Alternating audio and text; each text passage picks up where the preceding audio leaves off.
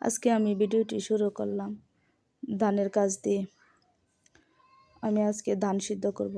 একলা মানুষ, তাই অল্প অল্প ধান সিদ্ধ করে একসাথে করতে পারি না, কারণ পাশে হেল্প করার মতো কেউ নেই। তাই একলা একলা অল্প অল্প ধান সিদ্ধ করি। হ্যালো ভিউয়ার্স, আসসালামু আলাইকুম।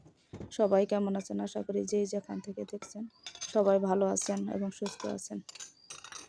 আমি ধান ভিজিয়ে বাসন কোসনগুলো একটু গুছিয়ে এনেছি, কারণ মেহমান আসছিল। আপনাদের কাছে অবশ্যই আমি বলেছি অনেক মেহমান আসছিল। মেহমানদের আমি বিদায় করে পাতে বাসনগুলো গুছিয়ে এনেছি।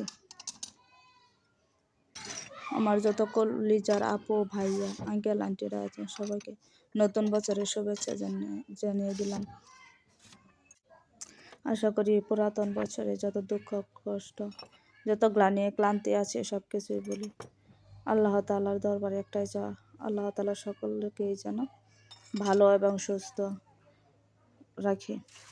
আসুন আমরা সবাই পুরাতন বছরের দুঃখ কষ্ট গ্লানি সব কিছুই বলি, নতুন বছরকে আমরা ওয়েলকাম জানাই। সবাই আমার মা বাবা শ্বশুর শাশুড়ির জন্য দোয়া করবেন। আমার শাশুড়ি মারা গেছে, অবশ্যই আপনারা জানেন। তাই আমার মা বাবা শ্বশুরের জন্য আল্লাহ তাআলা সুস্থ নিয়ামত দান করে, সেই জন্য আপনাদের কাছে দোয়া চাই। আমি একটু অসুস্থ, আমার কণ্ঠ শুনলে হয়তো সবাই বুঝতে পারছেন। ধানের কাজ করতে করতে রাত হয়ে গেল, আমি ধান সিদ্ধ করা শুরু করে দিলাম। যারা আমার চ্যানেলটি এখনও সাবস্ক্রাইব করেনি তারা অবশ্যই আমার চ্যানেলটি সাবস্ক্রাইব করে দেবেন। আর যারা আমার চ্যানেলটি সাবস্ক্রাইব করেছেন তারা অবশ্যই আমার ভিডিওটি প্রতিনিয়ত দেখবেন। আপনাদের কাছে এই অনুরোধ, যারা আমার চ্যানেলে নতুন তারা অবশ্যই সাবস্ক্রাইব করে দেবেন। আমার ফোনে যতগুলো ব্লগ আসে আমি সকলকে সাবস্ক্রাইব করে দিয়েছি। আশা করি আপনারাও আমাকে সাপোর্ট করবেন, ভালোবাসা দিবেন। আপনাদের ভালোবাসায় আমি অনেক দূরে গিয়ে যেতে চাই, আপনাদেরকে আমি অনেক ভালোবাসা দিতে চাই। আপনারা আমাকে ভালোবাসা দিবেন। আমার ব্লগটি দেখে অবশ্যই কমেন্ট করে জানাবেন কীরকম হয়েছে।